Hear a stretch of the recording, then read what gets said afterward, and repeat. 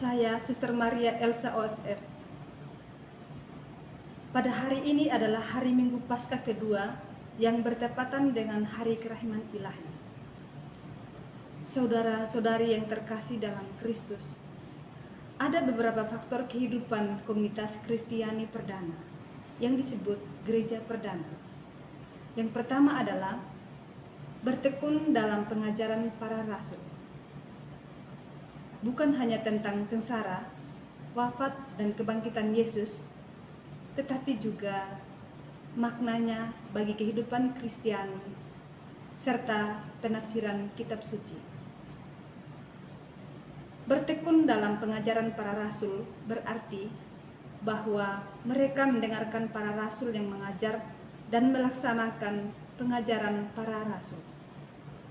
Yang kedua, bertekun dalam persekutuan yang disebut koinonia. Kata persekutuan mengacu pada semangat kerelaan untuk berbagi dengan yang lain. Inilah dimensi sosial dari kehidupan komunitas gereja perdana. Tidak ada persekutuan tanpa saling berbagi.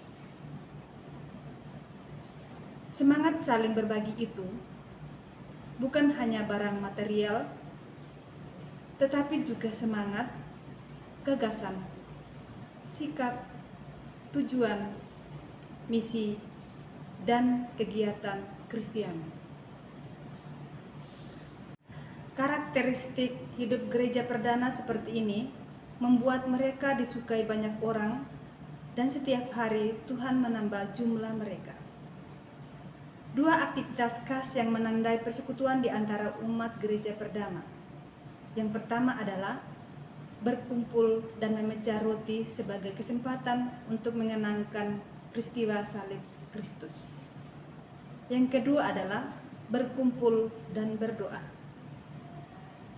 Dalam doa ini mereka memuji, bersukacita, bersyukur, dan memohon kepada Allah.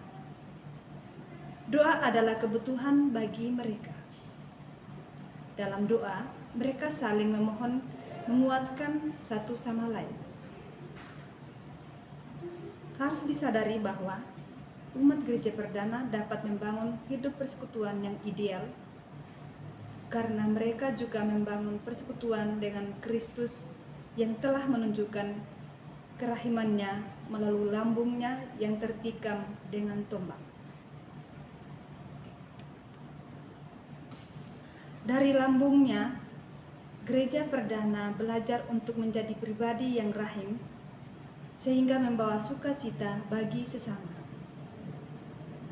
Selain itu, dengan doa dan memecah roti, mereka menimba kekuatan dari hati Yesus yang Maha Kudus dan belajar menjadi pribadi yang berbelas kasih seperti Kristus yang memberi diri seutuhnya bagi mereka. Lewat pengorbanannya di salib, Yesus memanifestasikan hakikat Allah yang adalah kasih yang memberikan rohnya yang dilambangkan dengan darah dan air dari lambungnya.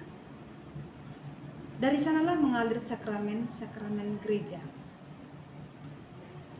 Penghebusan Roh Kudus adalah proses penciptaan kembali umat Tuhan sekaligus perutusan bagi mereka yang mewartakan kasih Allah. Yesus adalah sakramen Allah dan gereja adalah sakramen Kristus. Saudara-saudari yang terkasih dalam Kristus, dalam hidup persekutuan dengan Kristus, kita boleh belajar dari Rasul Thomas. Ia adalah pribadi yang berani, kurang iman karena tidak tahu sekaligus keras kepala untuk mencari bukti-bukti kebangkitan.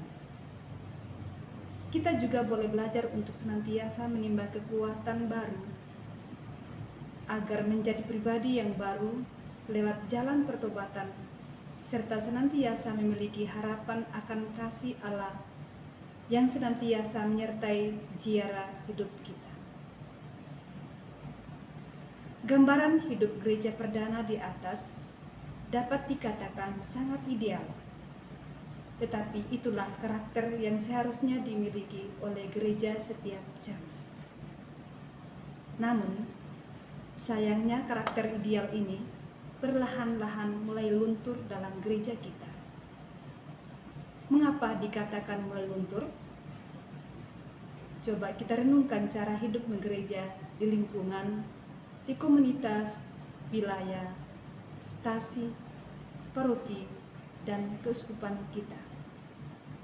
Apakah semangat untuk mempelajari pengajaran para rasul dalam kitab suci dan ajaran gereja lainnya masih hidup? Apakah semangat persatuan dan persekutuan yang diwujudkan dengan semangat saling berbagi masih melekat dalam diri masing-masing umat beriman?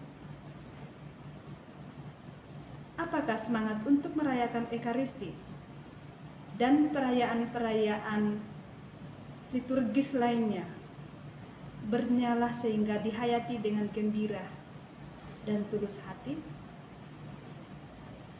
Apakah kehadiran gereja sebagai suatu kelompok masih memikat hati orang lain?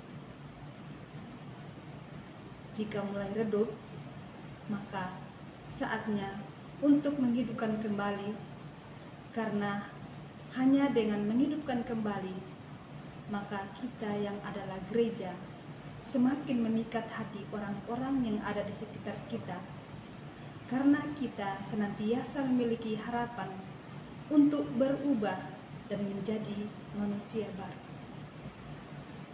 Caranya adalah hidup dalam persekutuan dengan Allah lewat Yesus yang telah menampilkan belas kasih Allah bagi kita, sekaligus hidup dalam persekutuan dengan semua orang dalam semangat berbagi. Selain itu, kita harus memiliki semangat dalam merayakan Ekaristi, dan sekaligus darinya kita memperoleh semangat untuk hidup dalam persekutuan yang berbelas kasih. Tuhan memberkati kita. Amin.